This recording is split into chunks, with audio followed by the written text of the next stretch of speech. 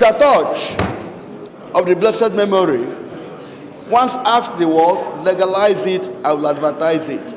Doctors use it, professors use it, legislators use it, parliamentarians use it, bankers use it. The subject matter has got the pros and cons, the evil and the good part of it. From what my brother and friends and sisters are trying to produce is the good side of it. Cannabis, there are 50 or 100 strands of cannabis. They brought out 3. The most dangerous is the opium South African cannabis. They've just brought out 3. Said, if you extract these 3, Mr. Speaker, cannabis oil is sold 50,000 per little whatever. It's being marketed here. Mr. Speaker, the raw cannabis is used by half of National Assembly uses it. Go up gate, you get it. However, there are, I'm talking from authority, yes. Are you sure you don't use it? Mr. Speaker,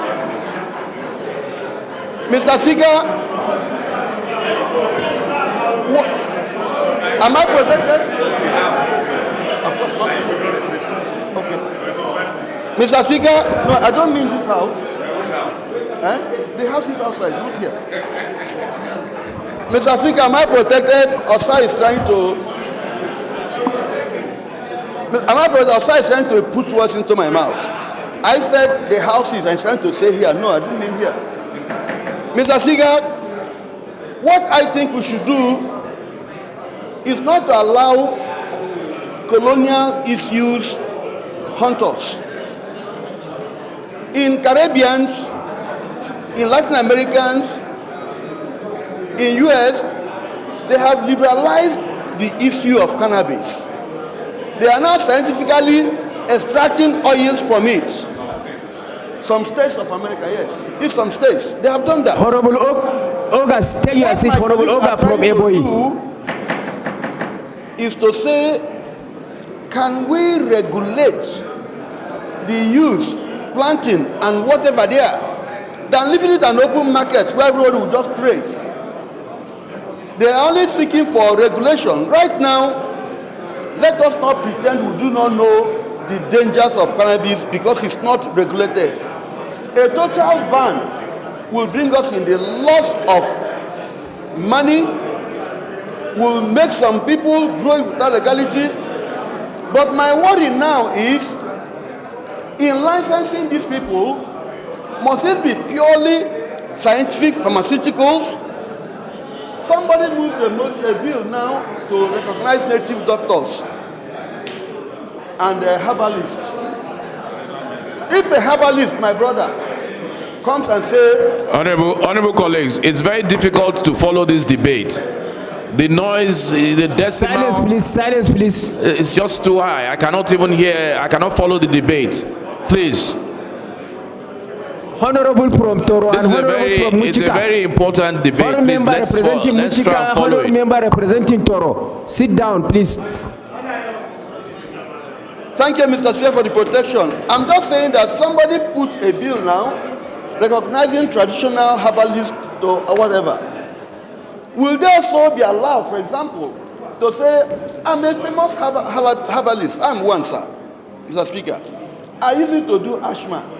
Can you allow me plant? And what portion will they give him to plant? So that in doing it, it will not only go to the gigantic pharmaceutical companies.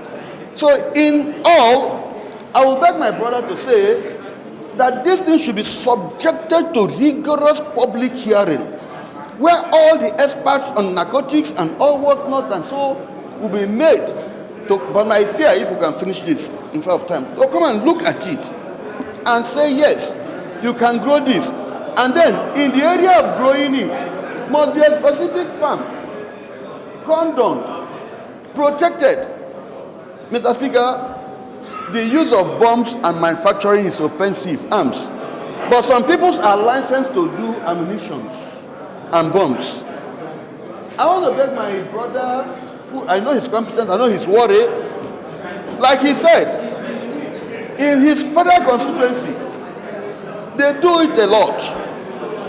They tell that they don't suffer insomnia, They don't suffer hypertension in people from that area. They use it in cooking porridge beans. But his worry is, if you license it now, will it not cost some people from making illegal money from there?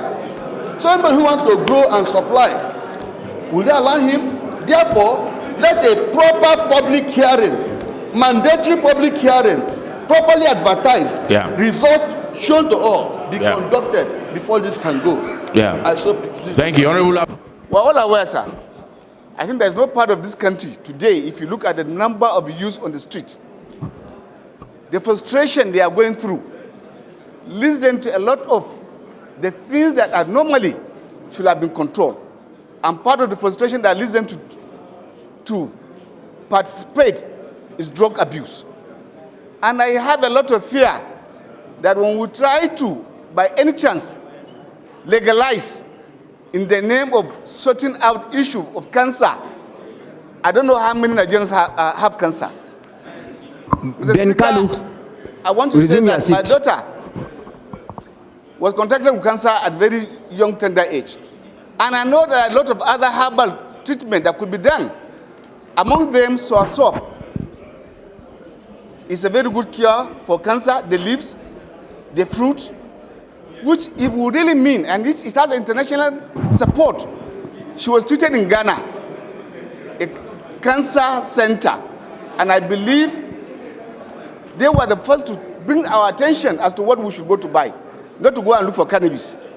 Cannabis, you know, has a lot of import in terms of your health. It is a kind of drug that as you start taking, once you get addicted, it has a lot of impact. And for you even to clear a person that is under that kind of situation, it takes a lot of time. Your Excellency, Mr. Speaker, respected colleagues, as of today, we do not have first the statistics of the Nigerians who are having cancer. Two, what kind of situation we could do in terms of curing. But we have, in large number, there is no constituency, and I repeat, there is no constituency that does not have a very chunk of more than 50% of frustrated youth around the streets of Nigeria. And we should be guided, sir. I want to appeal to my colleagues and my brother who is sponsoring this bill, that it's not a time for it in Nigeria to go towards that direction. No matter the economic benefit, we should be careful as to what to do.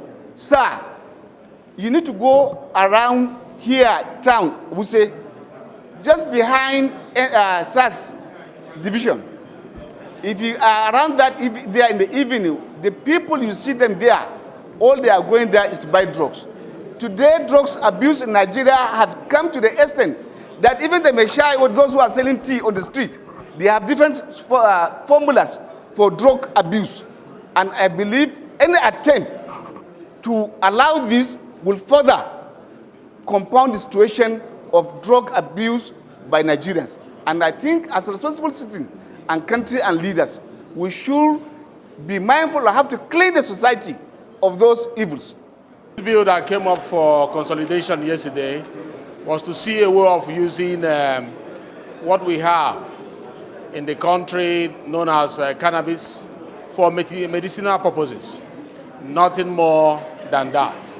And we are trying to amend the NDLA Act to give extra powers to the NDLA to ensure if it comes to approval or withdrawal of licenses, that it borders under the confines of the NDLA, so that we avoid people planting here and there and monitoring being so difficult. That is the summary of this bill, to amend the existing act to enable NDLA have the sole power of approving or withdrawing licenses for cannabis meant for medicinal purposes. Because, Mr. Speaker, as you know, most Nigerians are in need of this product and they are going overseas to receive it. And we are living in denial because we go outside and we import it in medicinal form to treat cancer in Germany, in Australia, in the United States and other parts of the world. But we have it here, we can make use of it as a medicinal, put into medicinal use of it here in Nigeria, instead of heading outside all the time to source for this particular product. What has become the underlying factor now is the abuse.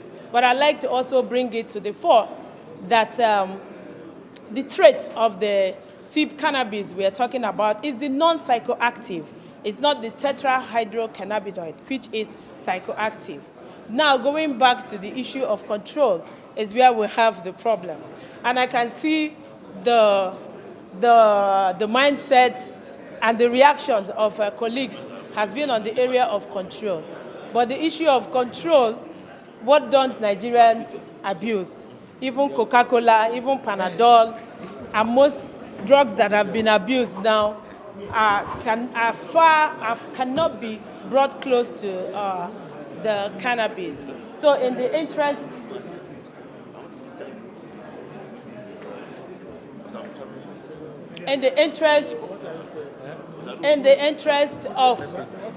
of the whole house, and to ensure that we get the best out of what is needed to ensure that Nigeria joins the league of others who are enjoying from the benefits of this at the right time. That are embedded in this bill. This bill is inherently contradictory.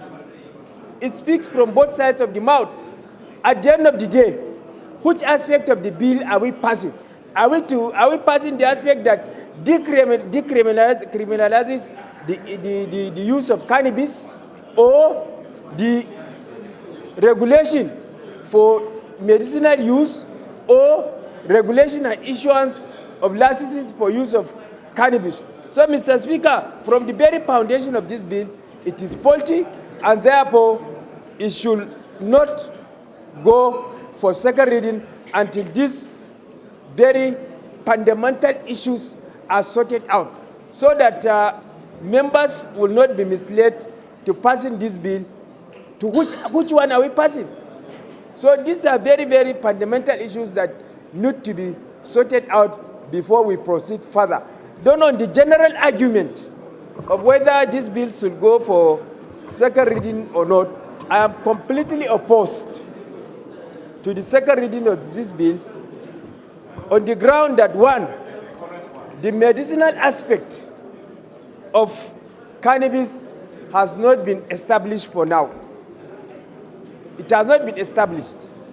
Though Mr. Speaker has proposed an argument that experts will come during the course of the public hearing to determine whether it is used, there is use for it medicinally or not. So, Mr. Speaker, I am totally opposed for this, to the second reading of this bill on the ground that cannabis should be completely banned in our country. Thank you. Signatory to the bans on cannabis. That is one. Secondly, Mr. Speaker, distinguished honorable colleagues, the proposal of this bill lay claim to certain sensitive issues that it cannot even authenticate on the authority of his argument. The authority that cannabis, remember, 3 months ago, the chairman of that particular agency said that Nigeria should be examined, political office holder should be examined on drugs. Now, every 10 Nigeria, you have 5 that have been injured by drugs. That's what he said 3 months ago, before the election. Mr. Speaker, distinguished honorable colleagues, a research has not been conducted authoritatively in this country to satisfy that cannabis can cure cancer. No research in Nigeria has authenticated that. Mr. Speaker, you agree that in Delta State, a lot of people have been arrested, even my federal constituency, on this issue. So I am fit enough to tell you the number of people that have been derailed by cannabis. Because my local government is also part of it, Mr. Speaker, and I know how it has damaged people in that society. To talk about giving authority to an agency that have said that cannabis was banned and cannabis, Nigerians should be examined, political office holder should be examined on issues of cannabis.